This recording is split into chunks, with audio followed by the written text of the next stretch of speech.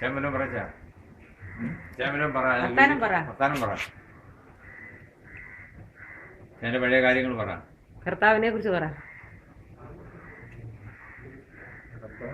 എൻ്റെ ജീവിതത്തിലെ ഉള്ള അനുഭവങ്ങൾ, നല്ല അനുഭവങ്ങളാണ്.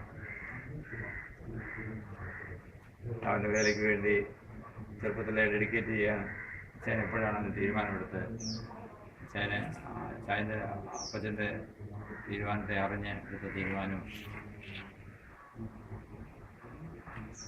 4 വയസ്സ് ഉറപ്പാകുന്നുണ്ട്. അപ്പച്ചൻ കല്യാണം കഴിക്കുന്നു.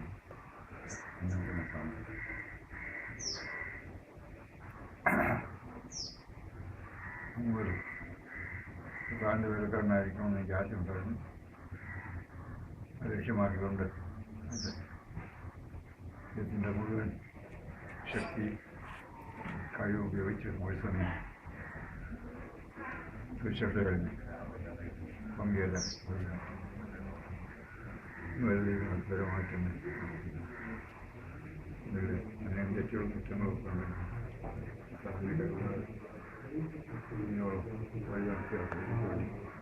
ഉപയോഗിച്ചത് സന്തോഷമായിട്ട് പറയാൻ കഴിയും. എൻ്റെ ജീവിതത്തിലെ പ്രതിസന്ധികൾ വന്നപ്പോൾ അച്ഛന് ദൈവത്തെ എങ്ങനെ കണ്ടു? ആ സമയത്ത് ദൈവം ഇത് നന്മയ്ക്കായിട്ട് ചെയ്യുന്നു എന്നുള്ള വിശ്വാസം ഉണ്ടായിരുന്നു.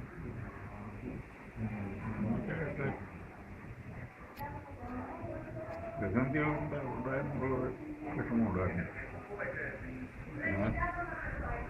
പ്രതിസന്ധികളും നന്മയ്ക്കായിട്ട് ആണെന്ന് ദൈവം എന്നോട് വെളിപ്പെടുത്തിക്കൊണ്ടിരുന്നു. കുറേയായിട്ട് കഷ്ടത ഭാരമായിട്ട് തോന്നിയില്ല, കഷ്ടത വേദനാജനകമായിട്ട് തോന്നിയില്ല. അതുകൊണ്ട്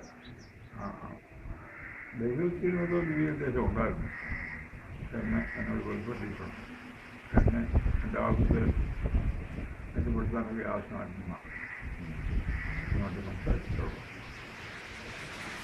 അങ്ങനെ സമാധാനമായി കർത്താവിൻ്റെ കൃപയിൽ ഇന്നത്തെ അയക്കാനും സ്വാതന്ത്ര്യം ഉണ്ടാകുന്നു. ശക്തി ഉപയോഗിക്കാനായിട്ട് വരുന്നു. അത് സന്തോഷമുണ്ട്. അതിനോട് പറയാൻ പുറകോട്ട് തിരിഞ്ഞു നോക്കുമ്പോൾ അച്ഛന് ജയകരമായ ജീവിതമായിരുന്നു എന്ന് പറയാൻ കഴിയുമോ? ജയകരമായ ജീവിതം എന്ന് പറയാൻ ക്രിസ്തീയ ജീവിതത്തിൽ, ആത്മീയ ജീവിതത്തിലുള്ള ജയകരമായി ചോദിക്കുന്നത് ഭൗതികമായ നന്മകളല്ല, ജയകരമായിട്ട് ഒരു ആത്മീയ ജീവിതമായിരുന്നു. ആത്മീയമായിട്ടുള്ള ജീവിതത്തിൻ്റെ എൻ്റെ എല്ലാ വശങ്ങളും സന്തോഷപൂർണ്ണമായിരുന്നു. ലാഭോളം കർത്താവിന് വേണ്ടി പ്രവർത്തിച്ചു. എൻ്റെ മുഴുവൻ കഴിവ് അതിനുവേണ്ടി കേന്ദ്രീകരിച്ചാണ്. അച്ഛനെ പോലും വെറുത്തല്ലേ അച്ഛനെ പോലും വകവെക്കാറ്. സ്വന്തം സുഖം ചിന്തിക്കാതെ സ്വന്തം സുഖവും സ്വന്തം ലാഭേച്ഛകളും സ്വന്തം ഭാഗ്യകുറിച്ച് ചിന്തിച്ചുകൂടി ഒരു ശതമാനം ആരെക്കുറിച്ച് അതിനെക്കുറിച്ച് എൻ്റെ ബന്ധുക്കളെ കുറിച്ച് ചിന്തിച്ചിട്ടില്ല. മുഴുവൻ 100% കർത്താവിൻ്റെ വേലയിൽ വളർന്നു വരണം. ഈ രാജ്യത്തിന് വേണ്ടി നഷ്ടപ്പെടുന്നതായിട്ടുള്ള ആളുകളെ എങ്ങനെയെങ്കിലും അന്ധമായ പാതാളത്തിൽ നിന്ന് പോയെടുത്ത് രക്ഷിക്കണം. അത് മാത്രമായിരുന്നു ചിന്ത. ആ ചിന്തയോടുകൂടിയുള്ള പ്രവർത്തനമായിരുന്നു. ഇഷ്ടപ്പെട്ടുള്ള ആത്മാക്കളെ കുറിച്ച് അത്രമേൽ ഭാരമുണ്ടായിരുന്നു. അത്രയും ഭാരമുണ്ടായിരുന്നു. എനിക്ക് ഓർമ്മ തന്നെ ഇല്ലായിരുന്നു. ഞാൻ വണ്ടിയൊക്കെ ഓടിക്കുന്ന ഡ്രൈവിങ്ങിൻ്റെ ഒന്നും ശരിയായിട്ടുള്ള ഇതില്ലാതെ തന്നെയാണ് വണ്ടി എനിക്ക് ദൂരമൊക്കെ ഓടിച്ചിട്ടുണ്ട്.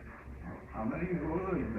അതുപോലെ ആത്മാർത്ഥമായ ലാഭത്തേക്കാണോ സന്തോഷത്തിൽ കഷ്ടപ്പാട് അനുഭവിക്കാണോ ഇതിലൂടെ മുന്നോട്ട് പോയത്.